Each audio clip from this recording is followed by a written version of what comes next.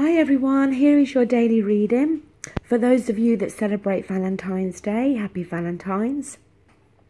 Today I've decided just to use the whole deck of the Gilded Tarot. And as usual, we'll start with Aries and work our way through to Pisces. So, for Aries, you have the King of Swords here. Now, this could be talking about somebody external to you. It could be an air sign, an Aquarius, a Libra, and a Gemini. It could be showing up in your reading because it is somebody that is significant in your life at the moment. It doesn't have to be a partner. It could be a friend, a family member, a work colleague. If it's not talking about somebody that you know, then the King of Swords, he's always looking for the truth, okay? He is very much an intellect. He uses his logic when he is approaching things and making decisions. Maybe that's something you need to do at the moment, is to tap into your mind, Aries, and use your logic more when making a particular decision. Also, as I said, he looks for the truth, he looks for clarity, and he's always looking to understand things better. And the sword, he'll use the sword to speak his truth, you know, and to cut through to the truth. For Taurus, you have the Two of Pentacles. Now, the Two of Pentacles is about juggling. It may be just at the moment that you're juggling finances, okay? It may be that you're in a situation where you're kind of robbing Peter to pay Paul. It may also be that you're juggling your life at the moment. You're trying to get a balance between your work life and your personal life. But it could also be that you're juggling with a decision. There may be something, you know, that you need to make a decision on. A choice maybe between two options, or indeed even two people. So it could be in reference to that as well. For Gemini, you got a lovely card. You got the Four of Wands. Now, sometimes the Four of Wands is referred to as the card where you could be moving in with somebody. You may propose to somebody. You may be actually getting married. The Four of Wands can talk about moving home, renovating a home. But if none of that applies, then the Four of Wands talks about just feeling calm and peaceful within your home environment. For Cancer, you got the Four of Swords. And this is about needing to take a break. It talks about mental exhaustion. Maybe things have been very stressful. Maybe you've been through something that's been very stressful. Maybe you've just been, you know, overworking, had too many things on your mind. But it is the card about taking a break. Sometimes it can be the card about taking a break from a relationship. But more often than not, it is a card about, as I said, having been through a particularly stressful phase and just needing to rest. For Leo, you have the Tower. Now, the Tower only ever strikes when something is either built on weak foundations and something that is no longer serving you and needs to be removed. Quite often we know ourselves if something is not working in our lives, in any area of our lives, but we can often drag our heels and not be so quick in making decisions, always hoping, I guess, that things will turn around and work out. And in those cases, when it is something that has to be removed, then quite often the universe will come in and it will strike and it will remove something that's no longer working for you. But on a positive note, it could be that you hear some news maybe today, maybe this week, that literally turns your world upside down. It doesn't always have to be negative, okay? It could be something positive. But look, even if it is removing something from your life, if it's not serving you anymore, then in the long run, that's still a positive rather than a negative. For Virgo, you have the Emperor.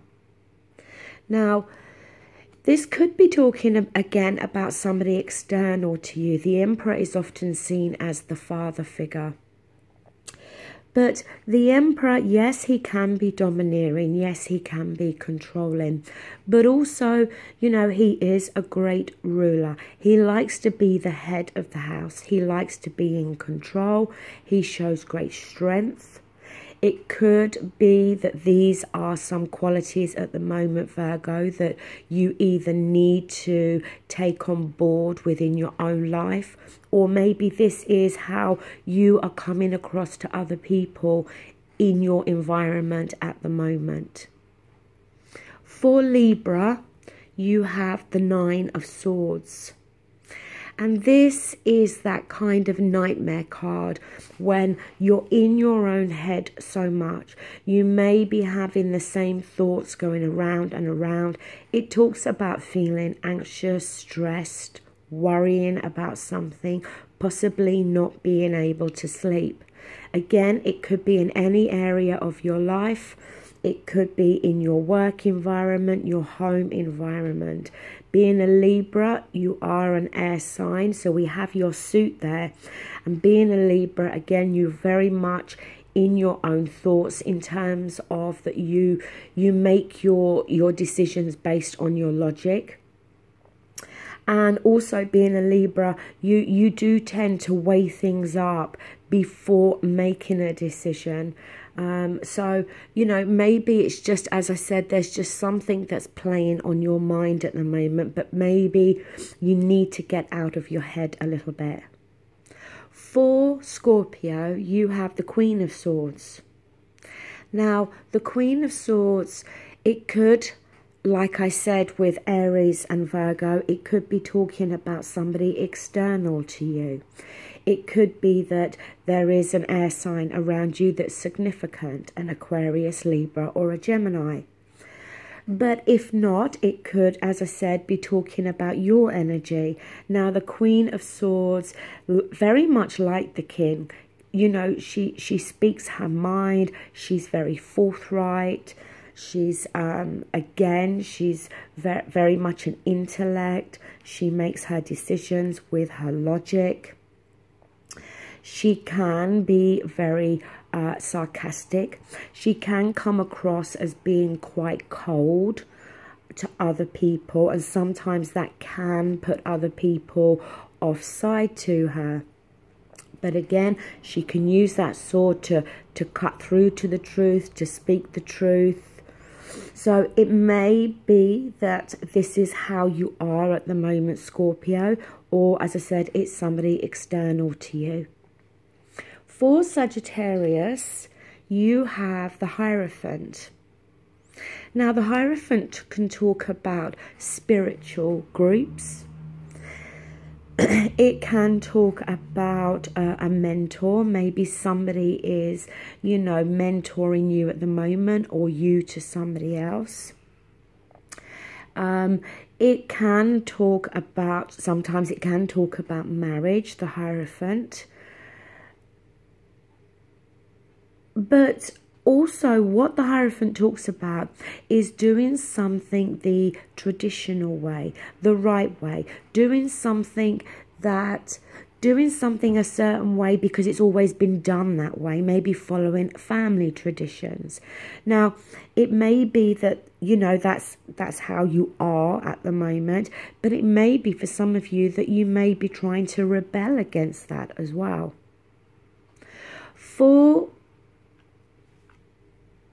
Oh, I forgot. Capricorn. Sorry, we're on Capricorn.